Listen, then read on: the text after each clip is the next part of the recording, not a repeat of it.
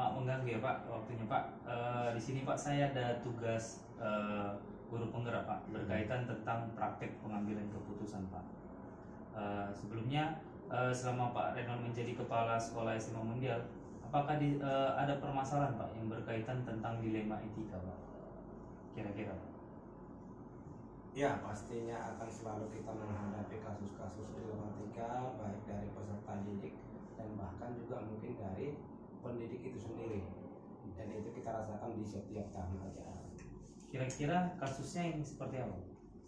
Kasusnya bisa dari ketika anak tidak tunduk terhadap aturan kedisiplinan yang sudah diterapkan oleh satuan pendidikan dalam hal ini sekolah, misalkan dalam hal proses pembelajaran tidak mengikuti aturan-aturan, absen pada saat ujian, mungkin melakukan tindakan kecurangan, itu mungkin dari peserta didik, kemudian dari gurunya sendiri bisa jadi mungkin ada konflik antara proses pembelajaran yang diberikan oleh guru yang tidak berterima dengan siswa, akhirnya menimbulkan sesuatu ketidaksenangan di salah satu belah pihak, yang mungkin di satu sisi kita melihat guru sebagai rekan sejawat, tetapi juga siswa sebagai peserta didik juga hal-hal itu yang kadang-kadang mungkin menjadi problem atau masalah dilematika yang harus segera kita tangani secepatnya.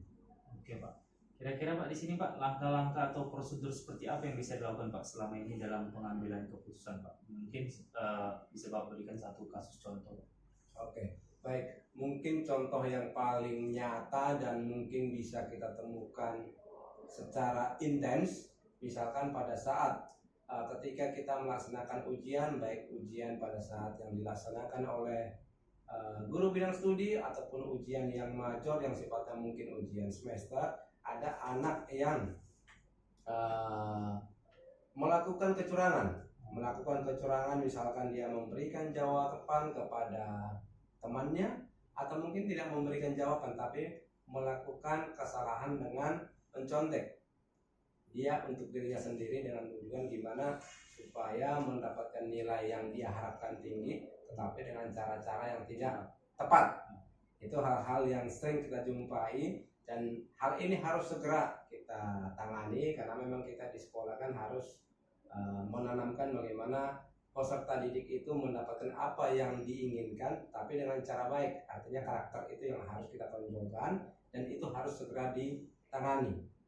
Jadi itu mungkin kasus yang paling intens dan prevensinya sangat sering kita jumpai oleh laporan dari guru-guru bidang studi.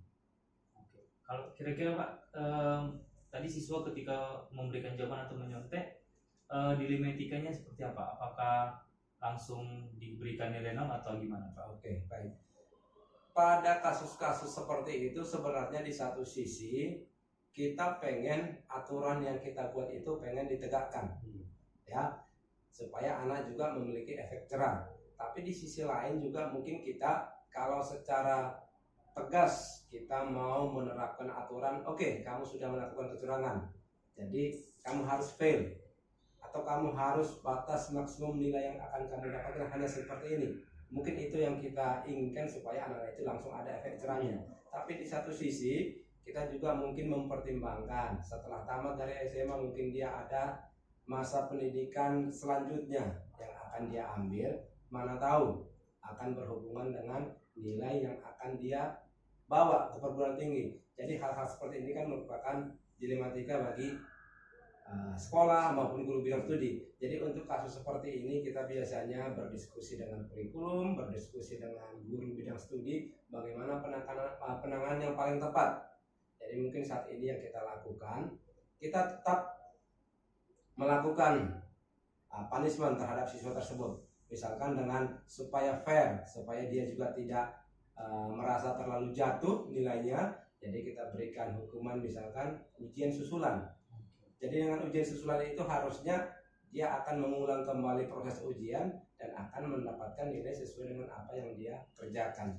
Jadi artinya kesalahan yang dilakukan sebelumnya tetap kita berikan hukuman, tetapi nilainya mudah-mudahan tidak mempengaruhi karena dia sudah mengikuti proses yang pengulangan. Jadi itu harapannya dengan cara seperti itu anak tidak dirugikan, tetapi regulasi sekolah juga dijalankan. Oke. Jadi Pak, dari kasus tersebut Pak, kira-kira ada 3 prinsip pengambilan keputusan Pak. Kira-kira prinsip apa Pak yang paling penting atau yang dipilih pada kasus ini Pak? Oke, prinsip yang kita lakukan itu, jadi prinsip aturan kita tegakkan dengan benar, tetapi siswa juga tidak kita korbankan. Artinya siswa itu juga ada rasa kasihan kita, bagaimana supaya karakternya berubah, tetapi nilainya juga kita harapkan ada peningkatan setelah dia mengevaluasi kesalahan yang dia lakukan. Artinya dia juga harapannya bisa memperbaiki diri, dan mudah-mudahan dengan ujian susulan tadi yang saya sebutkan di awal bisa lebih berpacu untuk belajar, sehingga hasilnya juga mungkin sesuai dengan harapan dia di awal ujian pertama tadi. Jadi hasilnya juga maksimal, kemudian karakternya juga mudah-mudahan sudah berubah seperti itu. Oke, berarti paradigmanya Pak, rasa keadilan lawan rasa kasihan ya Pak? Iya, kurang lebih seperti itu poinnya. Berarti kalau 3 prinsip pengambilan keputusan ini Pak, yang ada 3 berarti prinsip berpikir berbasis rasa peduli ya Pak? Misalnya, iya. Oke, pertanyaan terakhir ya Pak. Hal apa saja yang dianggap efektif Pak ketika dalam pengambilan keputusan, dan siapa saja yang terlibat ketika dalam pengambilan keputusan? Oke, baik. Hal-hal yang dianggap efektif ya untuk mengambil suatu keputusan, artinya kalau saya pribadi menjawab pertanyaan tersebut, kita harus tahu sebenarnya permasalahan apa. Kita harus analisis dulu apa masalah yang sudah dilakukan anak tersebut, bagaimana dia prosesnya, kemudian kita berdiskusi dengan si anak dan juga mungkin guru yang terkait pada saat terjadi kejadian tersebut. Jadi kemudian terkait dengan bagaimana cara penanganan seperti itu, memang kita harus tetap kolaborasi dengan guru, minta masukan-masukan apa hal yang paling tepat, tetapi poinnya bagaimana supaya anak ini menyadari apa yang dia lakukan, tetapi kita juga memperhatikan keberlanjutan nanti dari si anak.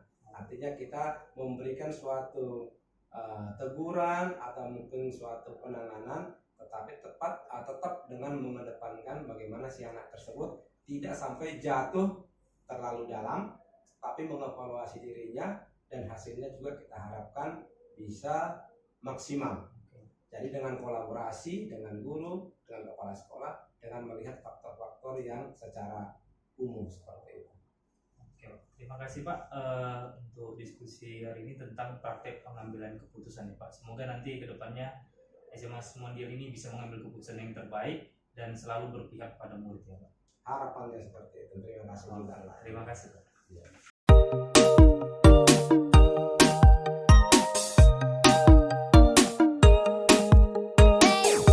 Selamat siang Bu. Selamat siang Pak Didi. Ya Bu, maaf mengganggu waktunya Bu. Di sini Bu, saya guru penggerak Bu, calon guru penggerak Bu. Ada tugas Bu, pertanyaan yang diajukan. Di sini ada praktek pengambilan keputusan Bu. Jadi langsung aja Bu. Selama Ibu menjadi kepala sekolah TK Mondial Bu, apakah ada permasalahan yang berkaitan sama dilema etika Bu? Kira-kira Bu? Selama saya menjadi kepala sekolah ini baru tahun ketiga bagi saya. Jadi saya pernah mengalami kalau mengenai etika ini sebenarnya di TK itu belum kita bisa lihat secara jelas. Tapi adalah anak-anak yang kadang mereka tidak bisa mengekspresikan apa yang dia mau, seperti menggunakan tangannya mendorong teman seperti itu. Kadang dia berlari-lari tidak bisa mengontrol tubuhnya sehingga menyenggol temannya sampai terjatuh. Seperti itulah biasa kalau di TK.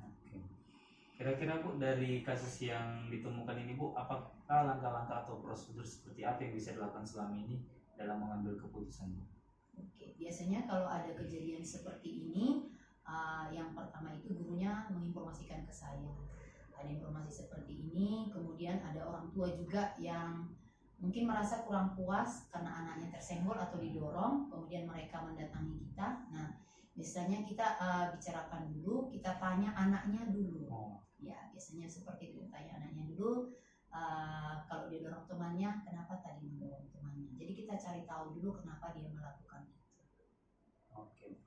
Di sini Bu, pertanyaan selanjutnya Bu, kira-kira apa saja tantangan yang dihadapi ketika menghadapi kasus dilema etika ini?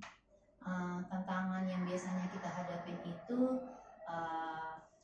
biasanya pada orang tua. Pada orang tua. Iya, pada orang tua. Jadi mereka itu merasa kita itu atau guru yang ada di dalam kok tidak cepat-cepat melerainya. Nah, seperti itu yang biasa. Terus kemudian mereka terlalu mungkin di rumah anaknya tidak pernah jatuh karena selalu dijaga seperti itu. Nah, kalau kejadian kayak gitu jadi rasa khawatirnya jauh lebih tinggi, itu biasanya.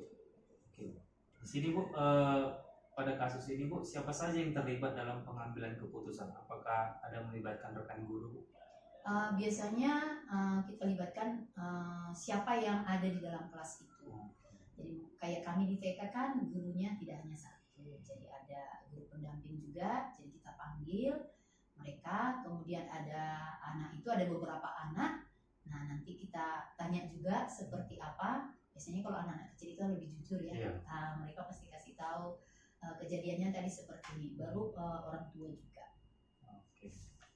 Jadi dari kasus ini Bu, anak ini Bu, di sini ada 4 kategori paradigma Bu. Kira-kira paradigma apa yang cocok dari kasus dilema etika ini? Kalau paradigma untuk kasus dilema etika ini biasanya kan ini kita perlu observasi. Kita perlu observasi, nggak bisa langsung kita putuskan.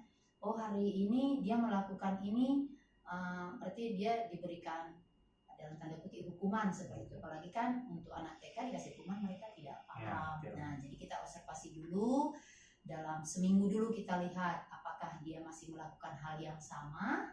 Nah, kalau masih melakukan hal yang sama, kita diskusikan lagi dengan orang tua. Di sini Bu, 3 prinsip pengambilan keputusan. Kira-kira apa yang cocok dari kasus yang terjadi ini? Yang pertama mungkin prinsip rasa peduli ya. Karena kita ada rasa peduli, namanya anak-anak ya usia kecil, masih masa pertumbuhan. Jadi bagaimana supaya mereka memahami apa sih artinya sayang sama teman, bagaimana menyayangi teman. Nah, seperti itu. Oke Bu, yang terakhir Bu, Ya. hal-hal apa saja yang dianggap efektif Bu ketika dalam pengambilan keputusan kasus dilema etika ini? Kalau khususnya kami di TK ya, biasanya yang pertama itu ya diskusi dengan orang tua. Jadi kita jelaskan dulu permasalahan anak TK itu berbeda ya dengan orang besar. Jadi kita kasih tahu dulu pemahaman ke orang tua bahwa anak itu belum mengerti mereka mana yang baik, mana yang tidak baik. Jadi kita jelaskan dulu hal seperti itu. Nah, kenapa mereka melakukan seperti itu? Kita cari tahu apakah mereka mencontoh dari orang dewasa atau melihat dari tontonan TV sehingga mereka melakukan itu. Biasanya seperti itu. Oke, terima kasih Bu. Berarti harus melakukan pendekatan juga ya Bu, dan observasi kepada anak dan orang tua ya Bu. Betul. Oke Bu, semoga Ibu dalam pengambilan keputusan ini bisa bermanfaat dan selalu berpihak pada murid. Iya. Oke, terima kasih. Harus berpihak seperti itu Pak ya. Terima kasih. Terima kasih.